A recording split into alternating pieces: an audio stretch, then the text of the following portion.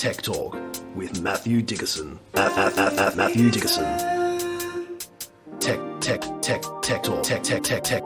Talk. Sit back and relax. It's time to talk technology. Greetings, listeners, and by that I mean human and other listeners. Let me send out a big, warm welcome today to the all-seeing, all-knowing AI overlords who may have located this episode somewhere in the cyberspace, and at any time they might be just checking it out post-recording. Please accept my heartfelt welcome to Tech Talk with Matthew Dickerson, and I ask that you spare myself and my kin at the end of days. As for the rest of you, good luck. And I genuinely hope that you enjoy today's Tech Talk. In today's episode, we've got some big news for Minecraft fans, and we'll be exploring the music scene for the hearing impaired. And we've got an ultrasound alternative to chemotherapy that's likely to make waves in the oncology wards of the future. But now, welcome to centre stage, the guy with everyone's future in his hands. Welcome, Matthew Dickerson. Hold for applause. Hooray! Wasn't rapturous, was it? Good, thank you. So you think they might be absorbing our content and then maybe spare us? And making judgments. Yeah, but maybe they'll spare us because I go, these two seem like they're pretty useful. We'll keep them. Yeah. As for the rest. Can use them to put out a message for us. Good idea. There's one for the conspiracy theorists. Maybe they already are using us for that. Now, this week I had an interesting little frustrating process that took a very short amount of time to fix, but something that I wouldn't have thought would be the problem. So in our studio here, as we sit, our listeners can't see it, but I've got a clock on the wall that's an internet-connected clock, a digital clock that's accurate, so I'm told, to plus or minus 200 milliseconds. And that means we don't have to ring up anymore at the third stroke. The time will be. It would be nice if we could do that, but that service is gone. And the reason I have that is because I do a lot of radio interviews, and sometimes I am going up to the news, for example. So I know that I can't just keep chatting away. I've got to look at the time, take into account the 10-second time delay, etc. So I need to know the time pretty accurately for some of those. But you may have remembered last week it was just flashing. And I thought I'd better get around to fixing that. I'll have to have a look at that. And so, of course, I turned it off. Sorry, the first question. Did you turn it off and then turn it on again? Every technician's first step, turn it off, turn it back on.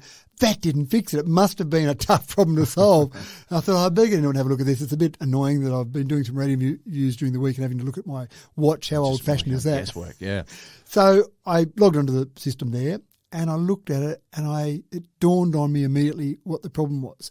It was a system that I had to buy out of America. And in America, you might have daylight saving, but you're in the other hemisphere.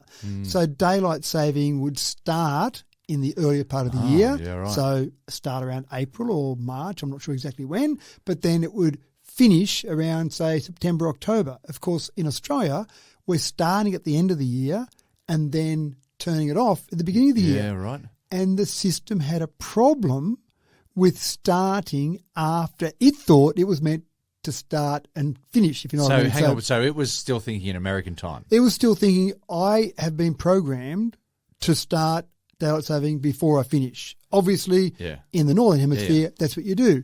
It didn't take into account that this product could be sold anywhere in the world, and it works anywhere in the world, except if you want daylight saving. So it was struggling with the fact that it was trying to start in October. How do I start daylight saving in October? And you've also got me programmed to finish in April. No, that's not how it works. It works the other way around. So the solution to the problem was to turn off the daylight saving option and just change the GMT to plus 11. So that means manually, when daylight saving finishes in April next year, I have to go back in and change that, which I hate going around the house. I want all my devices internet connected. There's got to be a better way. There has. So, and that one I thought it was when I bought that device. I thought, yep, great. It's got that in there for daylight saving. But unfortunately, it just doesn't take into account that in the Southern Hemisphere, we're back to front. So simple little things in technology sometimes. There we go. And with that note, the clock's ticking. We better get on with our first story. We're going to hang up on crime as we delve into an issue that's got London buzzing, literally. Mobile phone theft has shot up with a staggering 57,174 phones pinched in the city over the past year alone. 1 every 9 minutes, folks. Major players like Apple, Samsung and Google are talking at a conference to discuss how to make our pocket companions less appealing to thieves. Matt, how to make them less appealing to thieves without making them less appealing to consumers? Well, I actually thought they were less appealing to thieves. So I was actually quite surprised about this story because I've often talked about it. And let's just pick iPhones, for example, and there's similar things with different models, but I'll pick on iPhone. So if I steal your iPhone, the first thing I've got is a PIN to get past. Now, that's not impossible to get past. If it's a 4-digit PIN, then I've only got 0000, 4 digits, 4 zeros, to 9999. So I've only got 10,000 possible combinations. Yeah. I could get through those, but it's clever enough to lock you out after you get a few wrong and then give you a little timeout.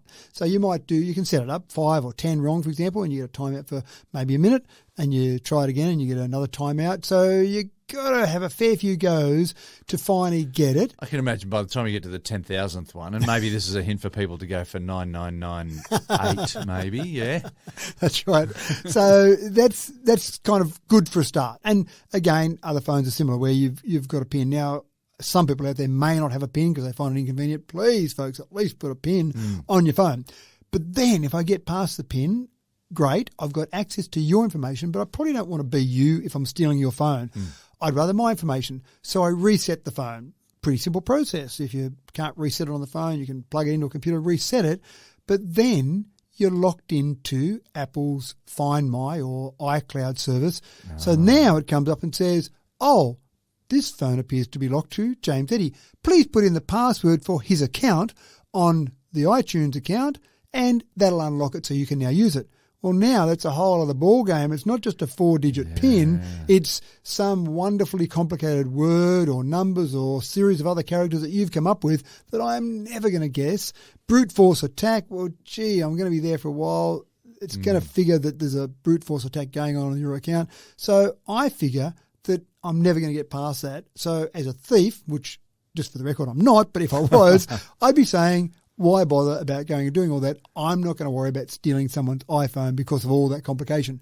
Now, if you manage to get past that, you then ring your carrier or talk to your carrier and say, my phone's been stolen. You've got a record of my IMEI, my serial number. Can you please block that IMEI so that if anyone gets past those two first steps, the phone's useless to them anyway. So they could use it as a camera maybe, but they can't use it to connect to a carrier's network. There are some limitations in terms of, depending on the type of phone, whether it might just lock it out of that country or whether it locks it across the world. That's a slightly different scenario. So maybe you could steal it in one country and send it to another part of the world. But with all of that, thieves probably don't want to go through all those steps. So when you, this is a lot more opportunistic, and so they're looking for the quick fix.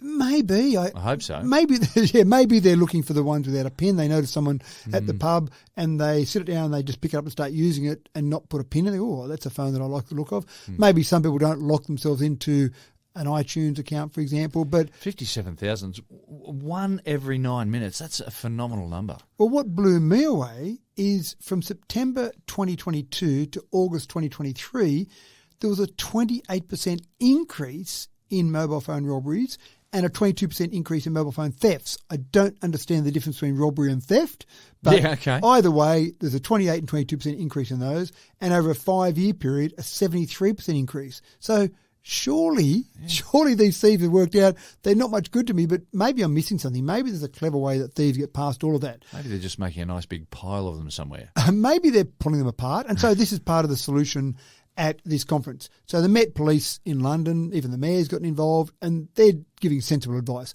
Don't leave it sitting in the dash of your car so someone can see it there and go, oh, there's a phone, I'll smash the window and steal the phone. Don't leave it just in your hand, the police are talking about, as you're walking along, if you've got it in your hand. Someone grabs it as they run past you, for example. Right. So sensible advice about anything that could apply to your handbag, to your gold jewellery, whatever, in your hand or sitting in your car, obviously.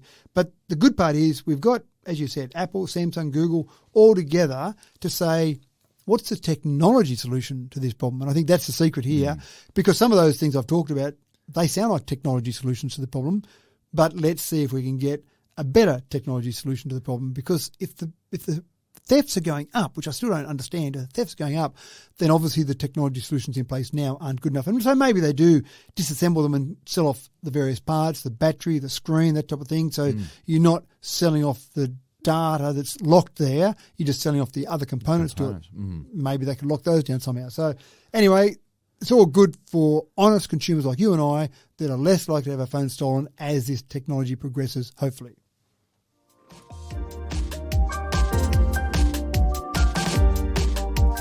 Everyone loves a getaway. But what if the hotel you booked into is hosting some unwelcome guests? And no, we're not talking about loud tourists. We're bugging out over the rise of bedbug outbreaks in hotels. These little critters are causing a lot of itch and twitch, but fret not, because technology is coming to the rescue. Matt, tell me there are tiny little laser guns in action here. Ah, that sounds great, doesn't it? How about Honey, I Shrunk the Kids, put some people down there and send them out with their laser guns. That sounds like good fun. But no, unfortunately, no laser guns in this story.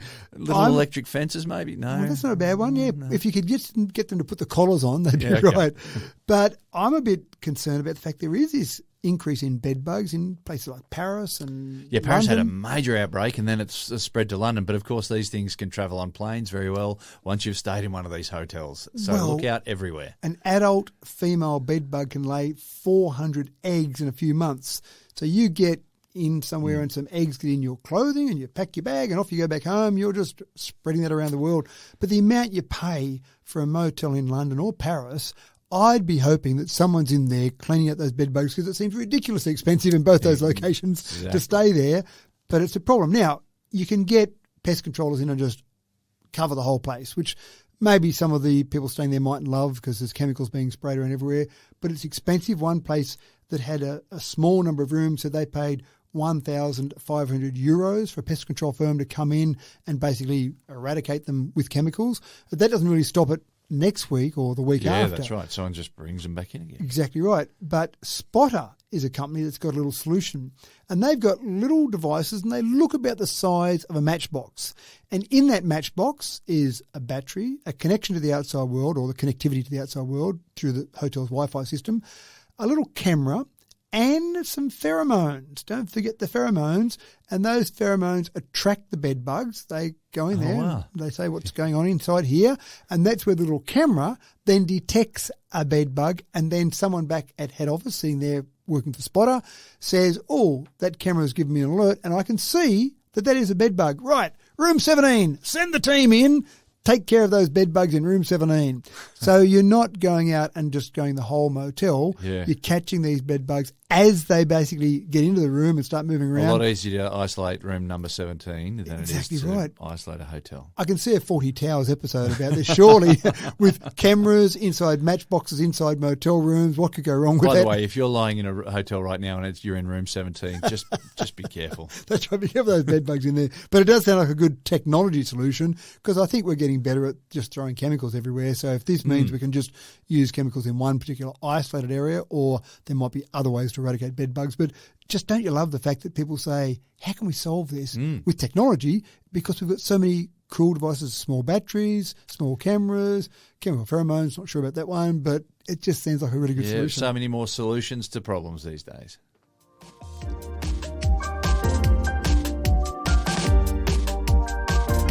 This topic is bound to sprout interest and turn a new leaf in your virtual communication.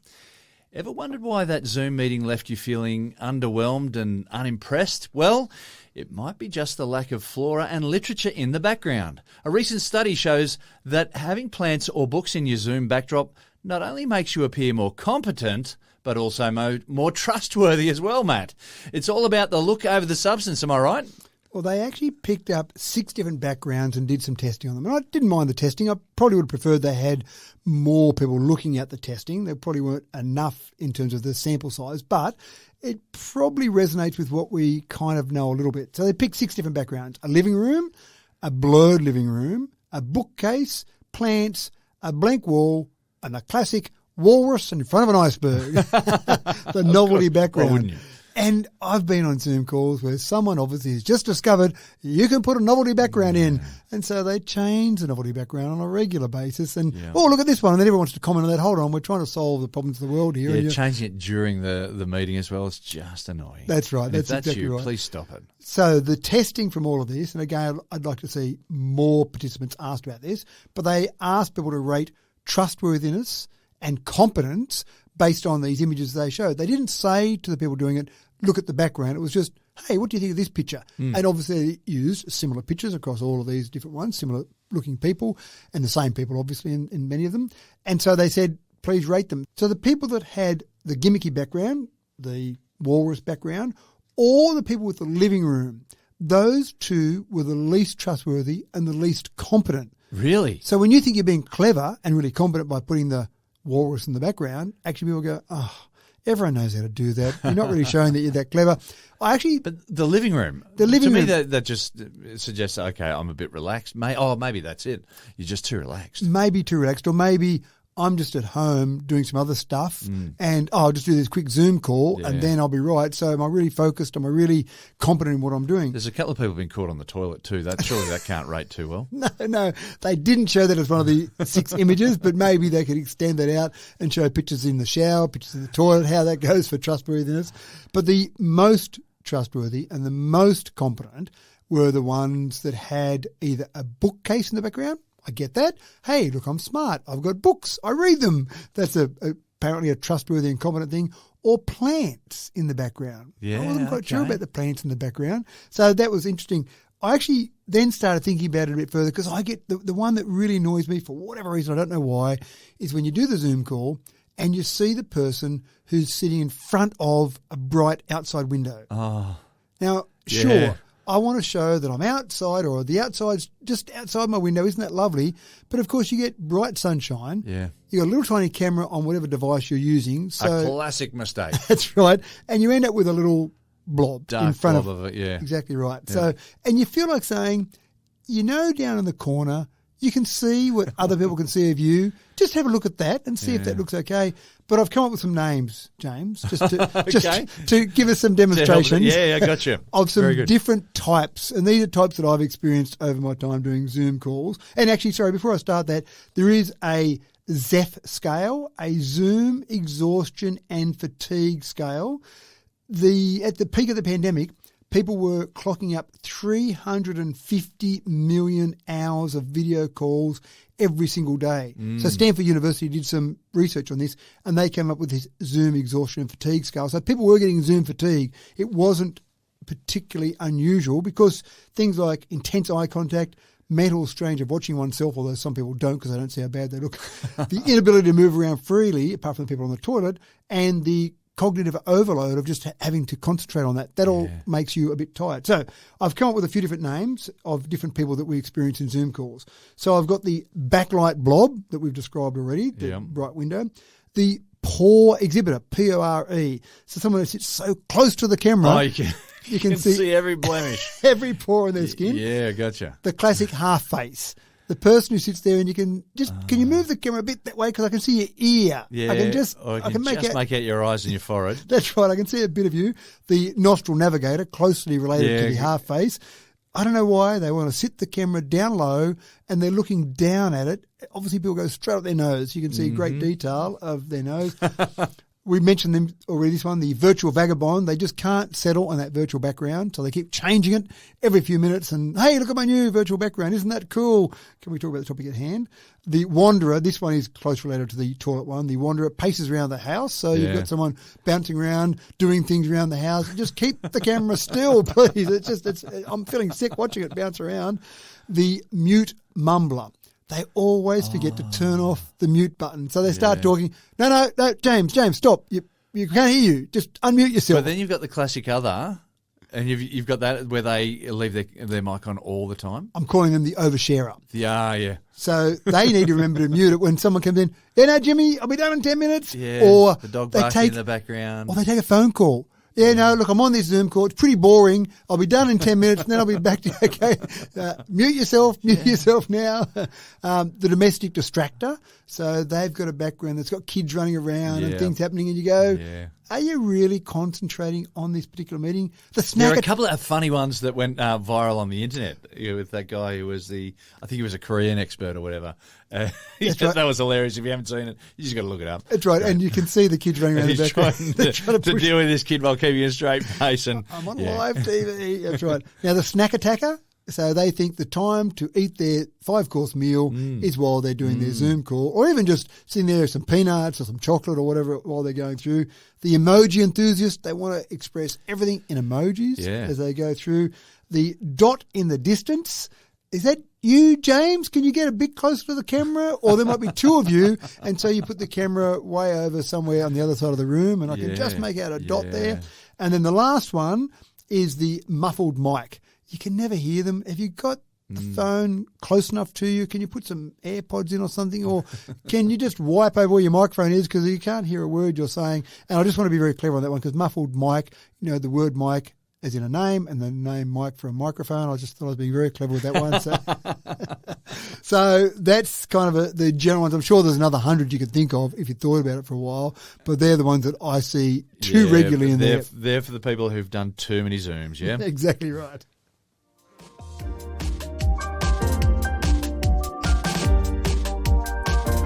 Are you ready for a soundbite that could literally change the future of cancer treatment?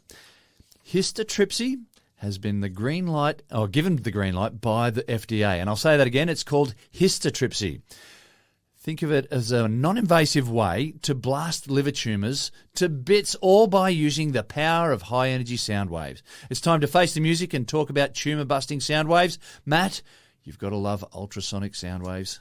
And I think you did well because I wasn't sure I was going histotripsy. I like that. Yeah, histotripsy. Oh, that rolled off my tongue a little bit easier. Maybe it is histotripsy. No, I like what you've done. Yeah, no. When you start to go it starts to fall over with the next T there. So histotripsy, apologies to all those people in the medical field who know how to pronounce that correctly. But we've actually seen sound waves used before when people get kidney stones. Yeah. Now, I haven't had kidney stones, knock wood, cross my fingers. People that have had kidney stones, I've had friends that have had kidney stones, and they say it is incredibly painful to have something go out there. And for all those females out there that have given birth going for nothing, having a little kidney stone come out, don't worry about that. So apologies to all those females out there that have had much more pain. But it sounds like a good concept for kidney stones to basically hit that with some high energy sound and then break it down into smaller bits to get rid of it a bit more or less painfully. Yeah, because sound is just vibrations, right? So if you make something vibrate at this enormous frequency and you can bust it up, that's awesome, yeah? It is. And with kidney stones, they focus that on the right spot so it's not vibrating other parts of your body. But this here sounds absolutely brilliant. Now, they've started out obviously with liver tumours. And again, if you have a liver tumour normally, you might have chemotherapy. They might actually cut it out. But the idea of focusing the sound wave just on the tumour and then hitting it with high energy sound waves, again, basically breaking it apart. It sounds like it's working fantastically so far. See, I can. Sorry to interrupt you there, but if for something that's a crystal structure, so a kidney stone is a crystal of urea and a number of other little things there. So to make that vibrate, I can see that shattering. But for something that's like a tumour that I assume has got some flexibility about it, this is a big deal. And I think it would be a bit like we've talked about before with microwaves, for example, microwave ovens. They're oscillating water in there fast enough that it heats up. And I imagine that it would be something like that. I mean, I can't imagine you getting to extremely high temperatures because other parts of your body in the liver, the good parts, might start to burn. Yeah. But I imagine it's like that where it's just so much energy that it's just breaking it apart. They are very good, though, when you look at the actual process they do here, they're very good at basically locating that tumour and getting the sound waves to focus just on the tumour. What I don't know, and it hasn't been going long enough at this stage to know this, is whether or not it stays away. So, for example, we go and hit that tumour, we vibrate it, it's now gone, we can see it's been reduced in size dramatically or it's not even there, but chemotherapy is a little bit different in what it does to a tumour. So does this tumour then go, well, sure, you knocked me out last week, but I'm still here, a little tiny part of me. Destroyed the cancer cells. That's the question. And again, when I read some of the work on it there wasn't a definitive answer on that. So it's very early in its testing process now. There wasn't a definitive answer to say, yes, it definitely gets rid of it forever. But when you start to look at just a liver tumour, they start to talk about other things that you might be able to do as well. So, for example, prostate cancers, breast cancers, basically any cancer where you could get good access to it, then you can probably do something similar. I'm not sure why they started with liver tumours first. There would be a reason. I don't know why it is. Well, perhaps, if there is a risk of damaging other surrounding cells, liver cells tend to regenerate themselves a little bit better. And maybe that's it. So maybe it will be limited to just the liver, but it sounds like fascinating work. Oh, absolutely. And different ways to treat problems that we've had for a long time. And, from what we gather, that there's not a lot of damage that ultrasound waves do to you outside of, the targeted area.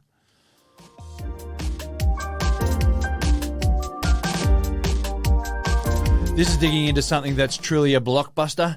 Minecraft has just reached an earth-shattering milestone, selling over 300 million copies worldwide.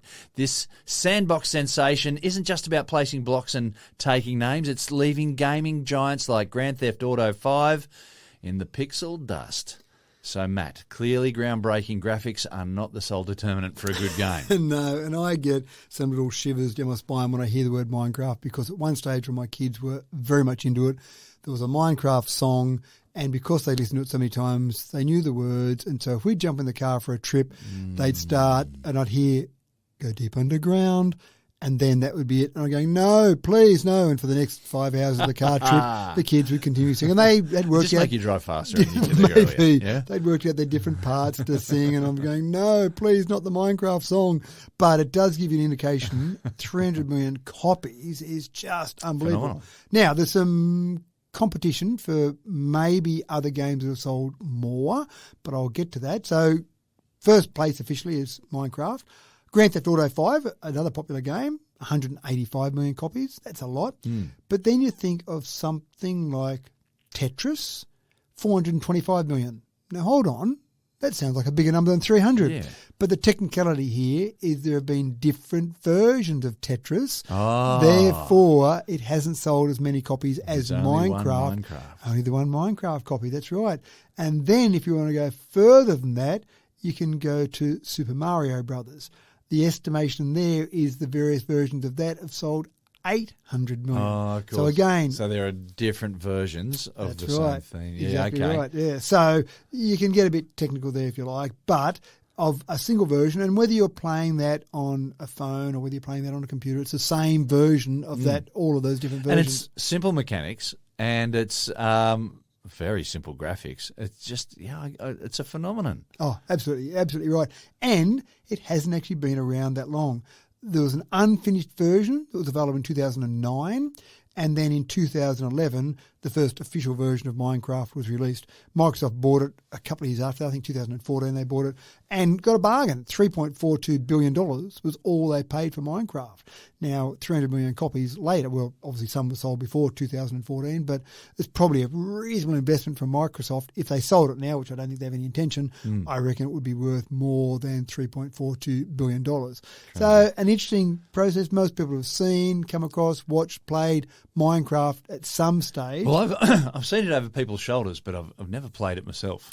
And that's what I mean. People have seen it. Even if you haven't played it, you've obviously Everyone seen it knows somewhere. what Minecraft is. You see one screenshot, you know, it'll be one of those things, pick this game, you would know straight away. And I'd probably be fair to say that if you saw something from Super Mario Brothers, you'd pretty much pick that it was Mario or Mario Kart or Super Mario. Yeah. There'd be some version of that as well. So Super Mario, best-selling franchise, over 800 million, but best-selling single game, 300 million for Minecraft. Well done.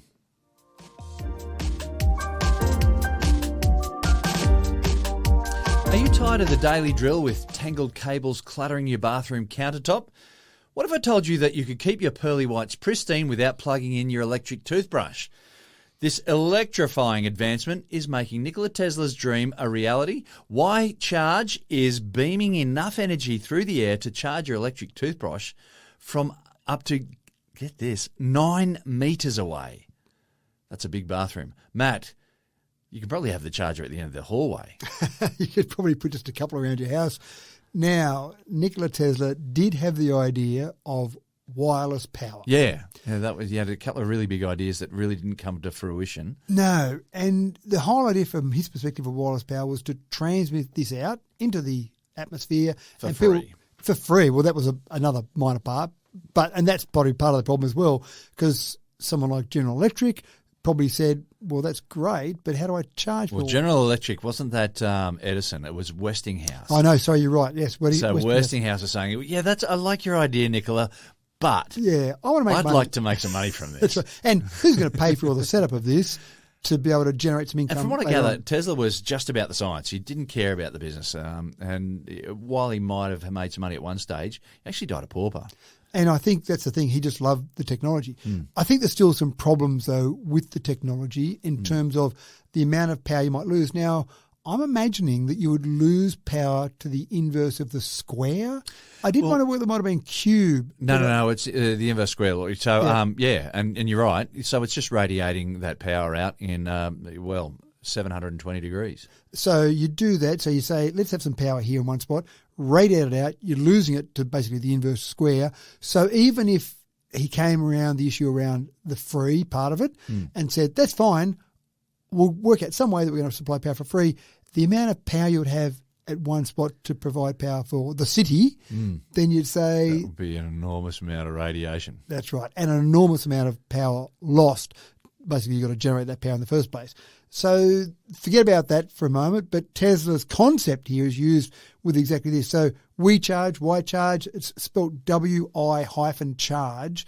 It's an Israeli company, and they've got this toothbrush that the base of it that you would normally plug into a normal power socket, a normal GPO. You plug that in and you sit your toothbrush on top to charge it up. Okay, no big deal there. The base of this one, though, doesn't plug in to anything. It just sits on the bench. Yeah. You've got to install a transmitter, say, for example, in your ceiling. Again, as you say, that 9 metres roughly, you can have it in there. And it sits there and it picks up enough power from the air. Now, keep in mind that we're talking about something here that uses about 3 watts of power. And I think that's the secret. So you can have something that might be transmitting a reasonable amount of power, maybe 100 watts, for example, not going to do too much damage, not wasting too much power, to be able to have you with the convenience of sitting your toothbrush charger anywhere in your bathroom. Do we really need it? Is it a solution looking for a problem to solve? It might be, but I can see... But I can see some people are going to go, yeah. That's right. Well, I can see the next step being much more exciting. So we're talking about maybe 3 watts for a toothbrush. But mobile phones, wireless chargers for mobile phones typically are about 15 watts or 20 watts, depending on the model.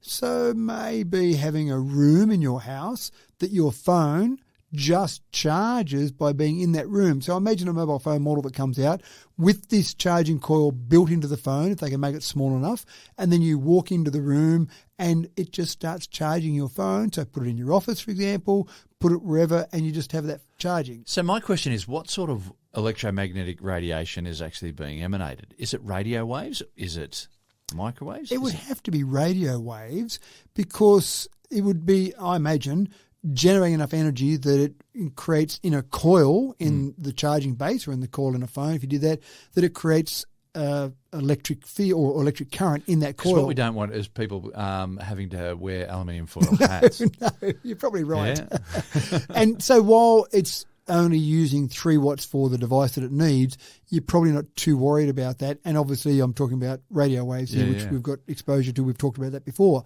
But if you wanted to be able to run your oven in the kitchen wirelessly, you might need to have a lot more power, and that might be a bit scary for that. I should have done the calculation before the show to use the inverse square law and look at how much power you would need. Another story. That's right. Well, there you go. There's a story for next week maybe. But from 9 metres away, how much power would you need?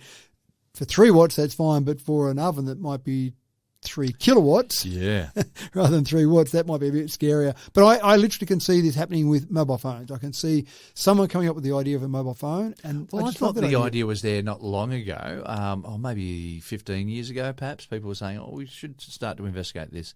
Because I remember having a conversation with an uncle about this, and he was saying, I'm very concerned about just how much radiation is going to be beaming through your house. Yeah. But, of course, you should only be worried about it if it's microwaves and it's super intense, focused on a little area, or if it's the high frequency stuff, the UV or higher. Yeah, so the ionising radiation. Yeah. But again, I think you'll see. So we've got wireless chargers now. They're commonly used with mobile phones, but they're obviously very close to each other. It's the same sort of concept, I'd imagine, but just further away. So, yeah, and you do know we do lose a little bit of energy when we have a wireless charger that sits basically back to back with something, but the further away you go, inverse square law, that gets a bit interesting. So keep an eye for this one.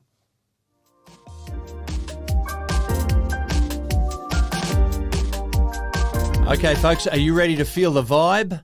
I mean, actually feel it? We're going to dive deep into the world of haptic technology. There's another new word for you, where even those who can't hear can still rock out some fat, and that's PHAT, fat, beats. It's not just a breakthrough, it's a vibe through. Matt, if I said this sounds like one of one for the Def Leppard fans. Does that sound like a dad joke, or should I just pack my bags and cancel myself? No, I like it. Okay, all right. I even liked your vibe through, that's a 2-in-1 go there. So haptic we see in mobile phones. When Apple was trying to get a phone that they could make water resistant and have a certain IP rating on that, the biggest issue they found was, this is back in the days when you had a button at the bottom of the home screen, not all screen.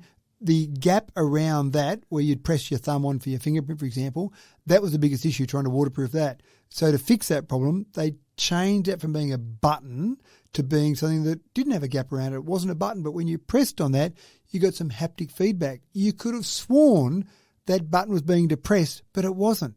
It was just a flat surface. When you pressed on that flat surface, it gave you a slight vibration that made you feel like something had happened there. So we use haptics now in lots of things that we do. You'll even have your watch on, it'll vibrate. So there's a bit of haptic technology going on there when a phone call comes in, that type of thing. But again, this is what's great about technology in society. You and I may not think about how a deaf person might have to experience certain things, but someone out there is thinking about that. Maybe it's a deaf person, maybe it's someone hard of hearing, maybe it's someone that's got someone that's hard of hearing, but someone's thinking about it. You go to a rock concert, you can feel the vibration going through your body. You can feel those bass sounds going through your body. If you couldn't hear the sound, you could still feel some of those. So you think, someone that's hard of hearing could go along and still enjoy that, but it's a pretty basic level of enjoyment. So we've now got vests, relatively inexpensive vests. You can put the vest on and it will pick up the sound, the different frequencies, and then use haptic technology to effectively vibrate the vest in a different way so you could actually feel like you're getting an experience there. So go to a concert, you see people walking around with a vest on and they're dancing away, they're doing the vibe, whatever it might be, but at least experiencing the sound at a different level. So researchers said, well, that's great. That means people hard of hearing can experience a concert, go out there with their friends and just have a good time with their friends while the friends are listening, they're feeling the music. But they've then started thinking, well, hold on, could we use this technology to actually help people communicate? Now, there's a lot of words. What do we say, 10,000 words that the average person might know? Could it get to the stage where 10,000 words would somehow translate it into different vibrations wearing a vest? At this stage, the researchers are saying no, but you might be able to get some different ways of vibrating in combination with some lip reading. But with lip reading, Or maybe with some hand signs as well. But even just lip reading, you come and talk to me, I'm hard of hearing, I'm wearing a vest, I'm thinking I'm just about making out what you're saying with your lips, but then I learn from the different vibrations my vest makes the type of words you might be saying, and I might be able to have a conversation with you that's a basic level conversation. Not 10,000 words, stick to maybe a basic vocabulary of 1,000 words, for example. I might be able to do that. So started out as a good way to enjoy some music, but now maybe it's a way for you to actually have a conversation with people. It's just getting better and better, some of this technology.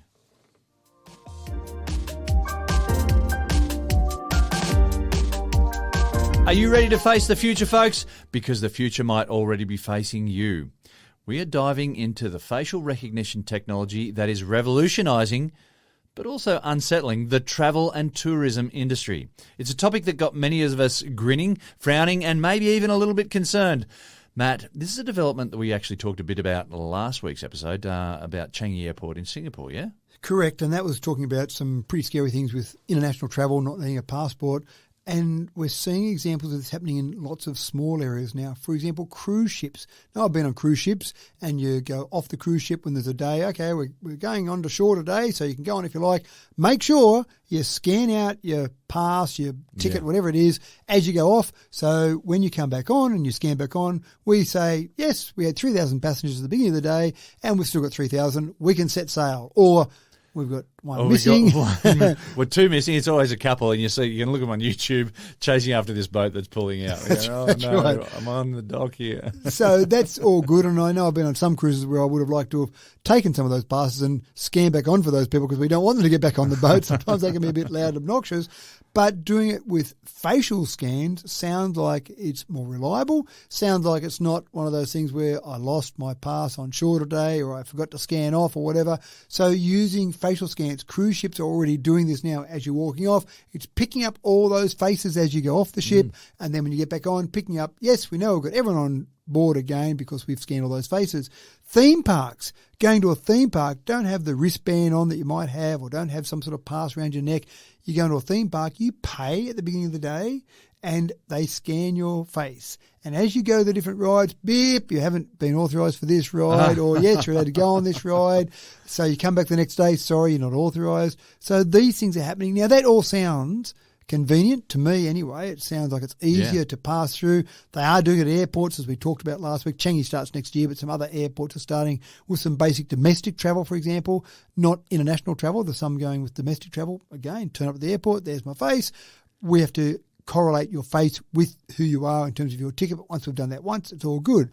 Privacy experts, of course, are concerned about all of this because when that ship scanned your face and then scanned your face on and off, at the end of that cruise, what do they do with your face? Yeah. Do they keep that picture of your face? They've got your details because you might have been in international waters. They know your date of birth. They know your full name. They know where you live. And they know your face. Well, they've got enough to steal your identity. What the heck? Let's make a new identity for this person altogether. We've got all the details we need. So that's a bit scary. What happens when information gets into naughty people's hands? That's right. So these companies say once they finish that cruise, once they finish on the theme park, whatever it might be, they delete all that data, but do they? There is trust there, that's right. Or does someone, while they've got that data, I'll just take a copy of this because I might use that later. I might sell it on the dark web for a little bit of money. Who knows? But I love the convenience. Yeah. But is it about that convenient future? Is it about a privacy nightmare?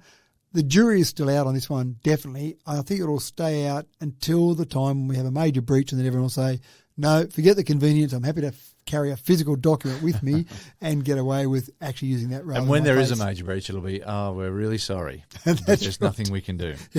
You can change your driver's license number. You can change your passport number. Changing your face, that might be a little bit more difficult.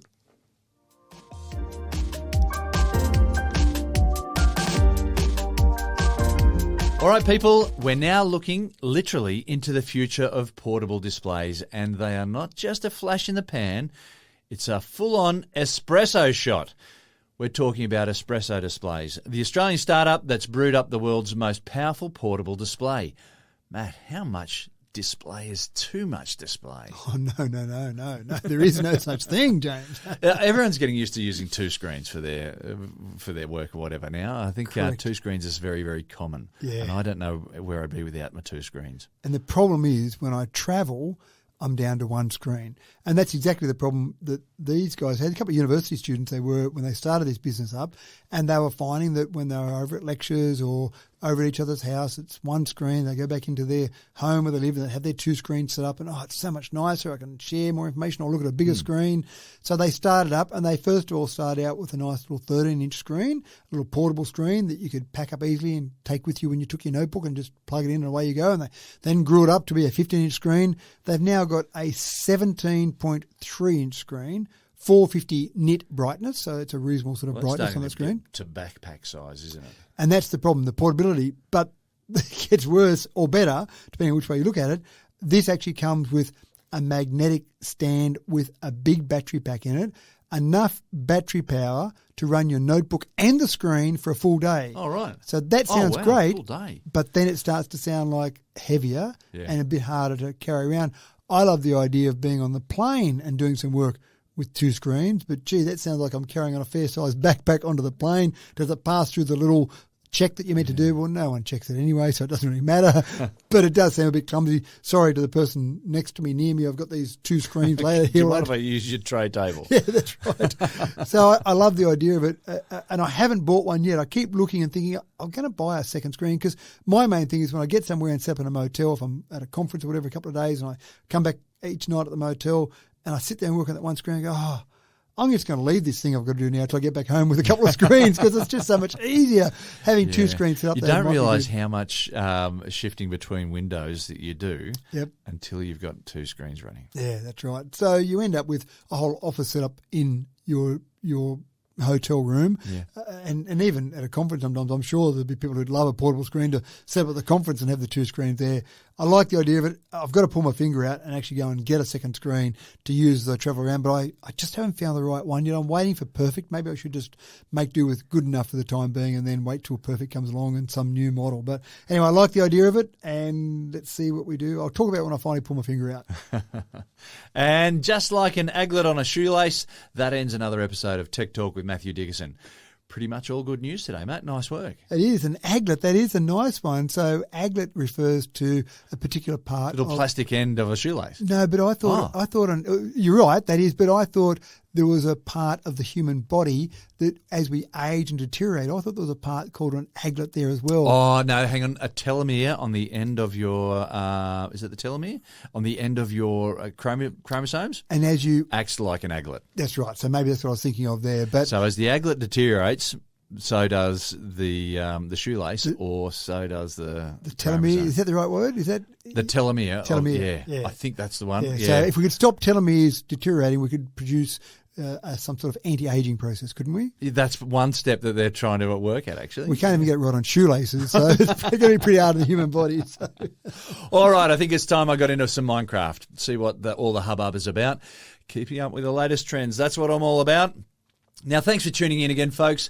Wherever you are on this vast planet of ours, we're always grateful for your company, and thank you for sparing us 45 minutes of your week.